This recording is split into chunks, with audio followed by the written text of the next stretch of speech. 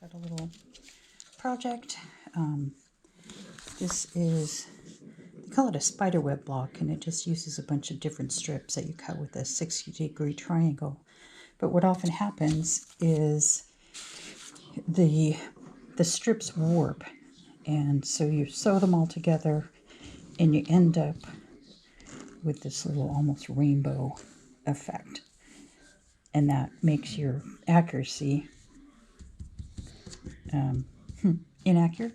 Is that the word? Okay, anyway, so what I started doing is first I cut my 42-inch strips in half. That way I don't get so bored with having such a long distance to sew. And then I just lay these on top of each other. And I leave the selvage edge at the bottom, and I start with the upper edges even. This gets the maximum use of what fabric I have, because like this one is a much different length. But I'd rather waste the selvage edge than a usable end up here. So here's the joy of me sewing these together very quickly.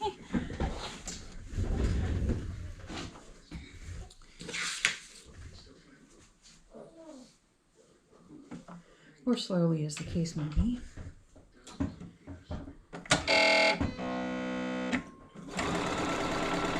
That was a normal noise for my Bernina. It was just, this is the first sewing I've done today, so that's what that was. It's setting itself and making sure all its little motors and points are set correctly.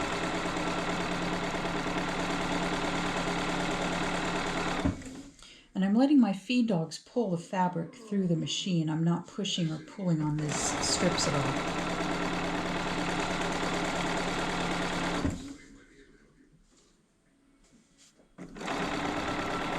Almost done.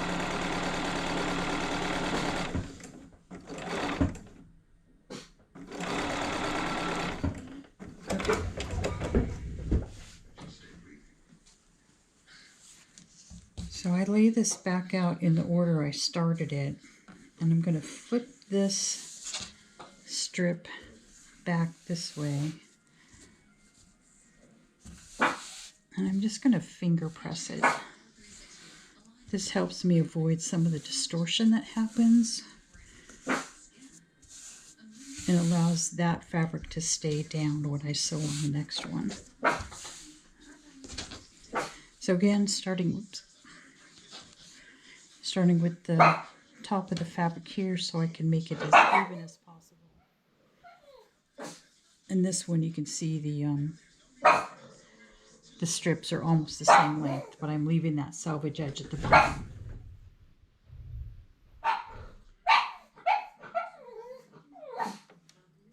The little barking dog you hear is Pixie. She's our 10-year-old pug. She's standing on the chair barking out the window at something. Knowing her little pug brain, it could be a bird or a leaf.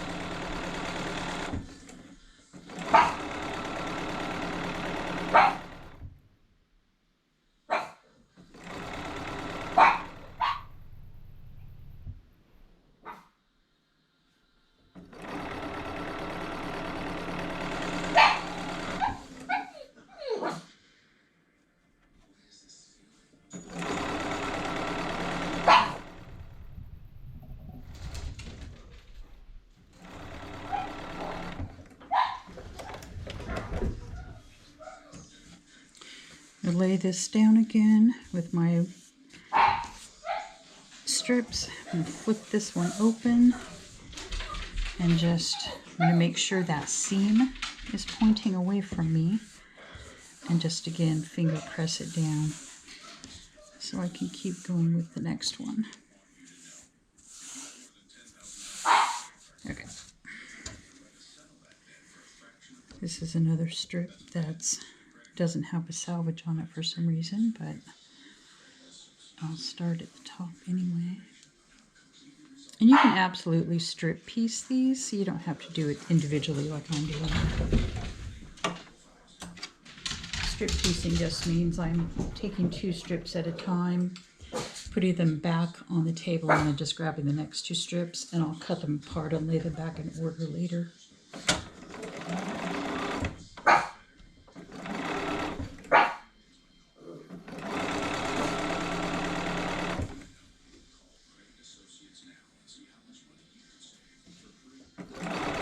I'm sure we've all had those days where we're not paying attention and forget what order we put our strips in.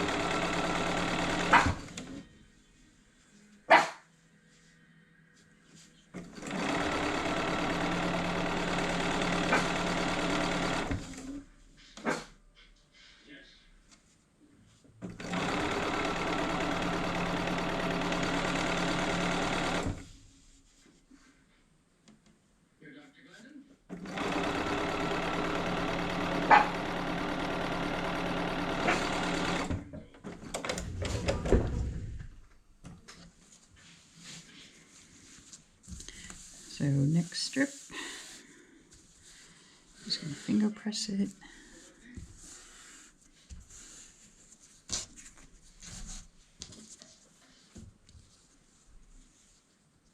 The other way that people do strip piecing is I just sewed from the top of the strip to the bottom of the strip. But you could also alternate these like this. I mean, you're doing the same piecing, but instead of starting at the top, you start at the bottom. And that has counter effects. So you would be going up and down, which helps keep them straighter than always going in the same direction. So that's an option too.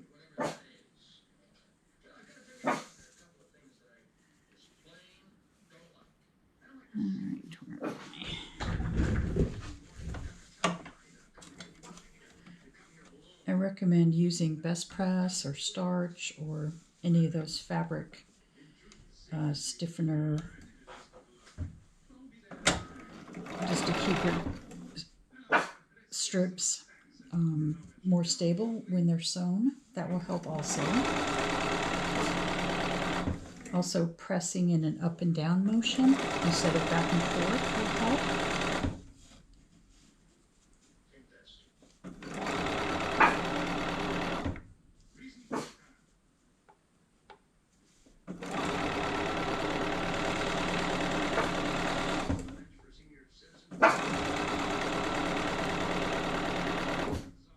These are just leftover strips from a shop hop project and a project that we decided not to make in the shop.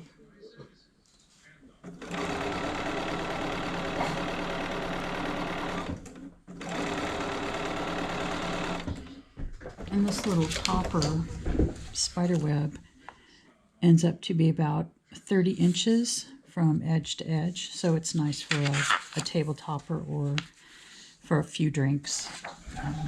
I tend to drink a lot of water during the day, so it's nice to have things laying around I can put my water glass on, because they always condense because I like lots of ice.